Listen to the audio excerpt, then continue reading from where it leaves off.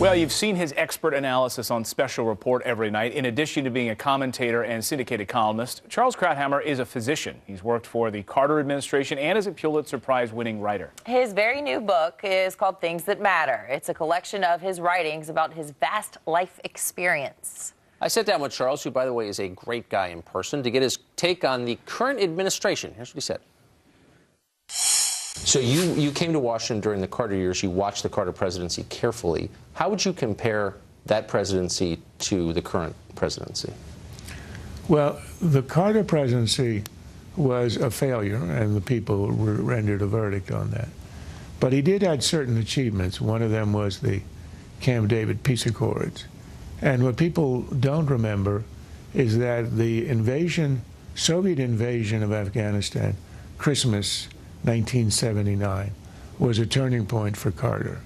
He kind of rejected the first 3 years of his own soft Soviet policy. Remember that statement he once made, inordinate fear of communism? Yes. Well, he acquired an inordinate fear of communism after the invasion. He felt betrayed. I worked for Carter in that 1980, after the Afghan invasion, during the 1980 campaign, and I had no problems working for administration, Democratic administration, that had become pretty tough where it counted. But of course, comparing it to Obama, with Obama, I don't see any learning. I don't see any change. I don't see any difference. He tries the open hand. He tries the reset with Russia. He gets slapped in the face continually, appeases the Russians on missile defense in Eastern Europe, cutting off our allies, the Czechs and the Poles. We got nothing in return. Obstruction on Iran, the Russians openly, brazenly supporting Assad in Syria. He tried the same thing with Iran, which has led us to this day where we have this absolutely awful capitulation in these negotiations, which Obama, I'm sure, honestly, sincerely thinks is a success. You're a doctor and you're the most widely read political columnist in the country. So you're uniquely, I think, situated to think through where Obamacare winds up. What does it look like 5 years from now? It is either abolished or we have a wreckage of the healthcare system.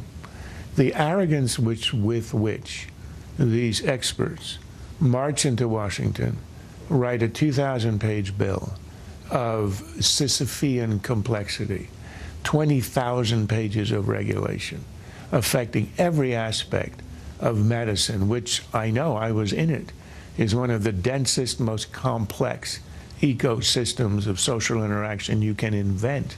You change one thing, let's say the reimbursement schedules in Medicare, you have ripple effects that will last for years that you can't even imagine.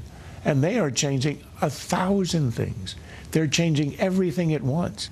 And that's why you get an administration that tries to morally blackmail Americans by saying, if you believe in helping the uninsured, you have to support Obamacare.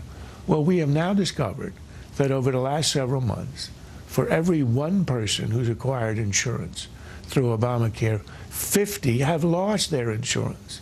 So where is the compassion argument? And the notion that you can legislate, regulate, and sort of issue a set of rules, unending set of rules, that will create a more rational, more cost-effective healthcare system is quite insane. More of his analysis and thoughts. You can check out his book. It's available now on Amazon. An incredible story and an incredible life. Charles Krauthammer. Quite insane. What a succinct summation of Obamacare.